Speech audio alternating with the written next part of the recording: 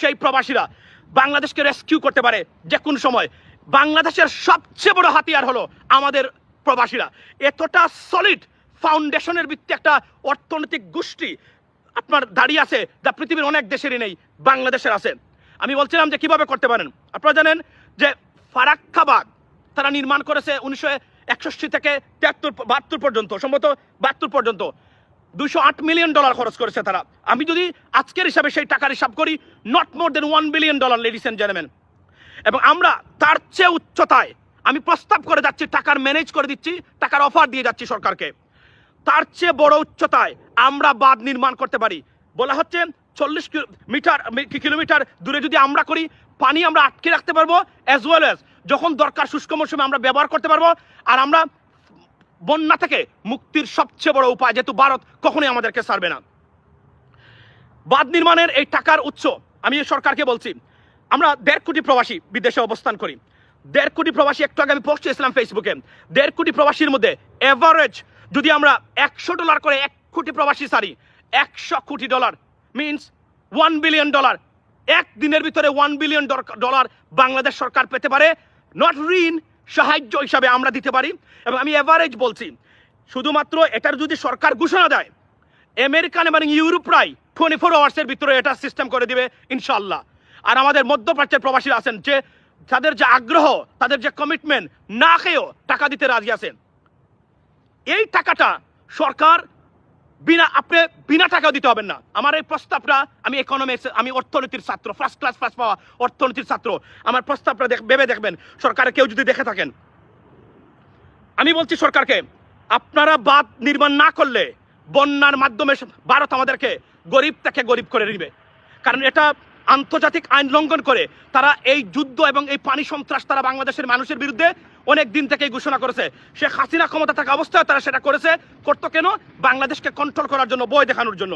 কিন্তু শেখ হাসিনা এতটা নতজানু এবং ডিস্টার্বিং এবং ডিসকন্ট্রোল ছিল যে কোনোদিন প্রতিবাদ করার ক্ষমতা নাই। কারণ ভারতের মাধ্যমে সে এই 16 বছর স্বৈরতন্ত্র প্রতিষ্ঠা করেছে। সুতরাং সে বলেছে বরং বন্যা নাকি উপকারী। কিভাবে উপকার হয় সেটাও সে বলেছে। কারণ এই দুর্বৃত্তায়িত মহিলা যখন যা ইচ্ছা তাই বলতো, যখন যা ইচ্ছা তাই করতো। কারণ তাকে চ্যালেঞ্জ করার কেউ ছিল না বাংলাদেশের মাটিতে।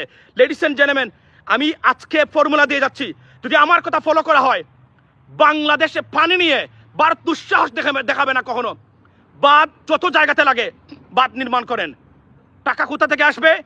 আমরা প্রবাসীরা, আপনারা যারা এখন এই মুহূর্তে লাইনে আছেন, আপনারা দিবেন।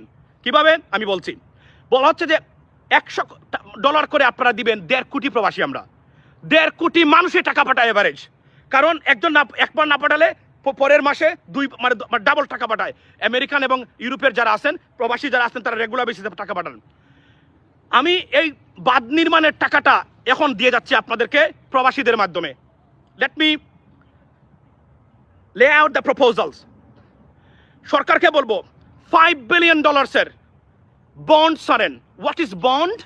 Bond is the way government and companies আপনার take money or borrow money from people. So কিভাবে? ধরেন $100 বন্ড ছাড়লো সরকার, এবং এই বন্ডটা শুধুমাত্র প্রবাসীদের জন্য ডলারে কিনতে হবে, ফারাক্কা বন্ড নামে। কিছুদিন আগে দেখবেন সরকার প্রায় সময় বন্ড ছাড়ে। কিছুদিন আগে সালমান এফ রহমানের মতো কুলাঙ্গার IFIC বন্ড ছেড়েছিল, 24 আওয়ার্সের ভিতরে সেটা চলে গেছিল। $100 বন্ড। এই বন্ড হচ্ছে, বন্ড মানে কি? বন্ড হচ্ছে সরকার টাকা ঋণ নেয় বন্ডের মাধ্যমে, গ্যারান্টি সরকার দিবে এই বন্ডের। তখন কি হলো? আপনি কিনলেন ডলারের মাধ্যমে, বিদেশ থেকে আমরা এই বন্ডটা কিনবো।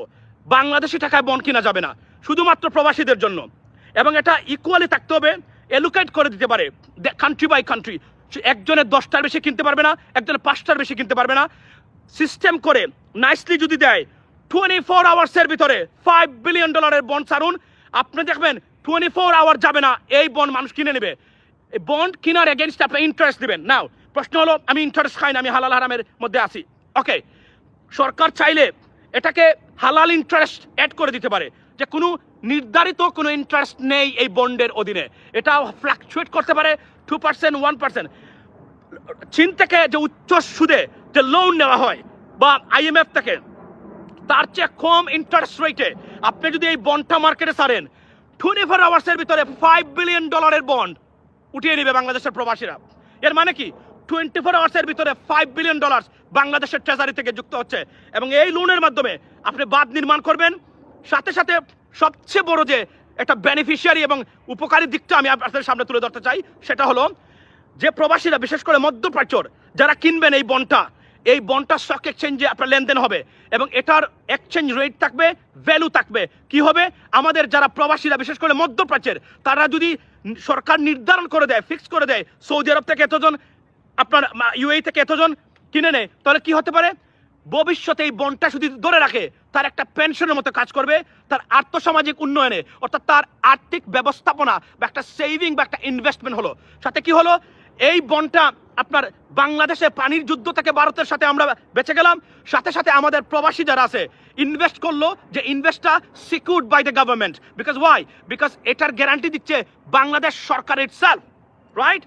কল্পনা করেন আপনি এই জিনিসটা যদি সরকার করতে পারেন, তাহলে আমাদের মধ্যপ্রাচ্যের প্রবাসী যারা আছে তাদের একটা ইনভেস্টমেন্ট হলো, এটার দাম বাড়তে থাকবে, এই বন্ডের এটার ভ্যালু বাড়তে থাকবে, ইন্টারেস্ট রেট আপ ডাউন করবে। অর্থাৎ গ্যারান্টি সহকারে আমি বলতে পারি বাংলাদেশের প্রবাসীদের আর্থিক সমস্যা এবং দারিদ্রতাও দূর হতে পারে তাদের পরিবারের জন্য, এই বন্ড কেনার সাথে সাথে। ফ্রি দেওয়ার জন্য এই টাকা আমরা বলছি না, এবং ফ্রি চাইলে আমরা ফ্রিও দিতে পারি, কিন্তু যদি বন্ড ছেড়ে টাকাটা সরকার উলেন, আমি আবার বলছি, it has to be in dollar, in a foreign currency. It cannot be bought by Bangladeshi টাকা. Then why? সব দুর্নীতিগ্রস্ত লুটপাটকারী যারা আছে সব বন্ড কিনে ফেলবে 12 আওয়ার্সের ভিতরে, হবে না। টাকাটা হতে হবে বিদেশ থেকে, এবং নির্ধারণ করে দেওয়া যাবে একটা ফ্যামিলি কয়টা করে বন্ড কিনতে পারবেন।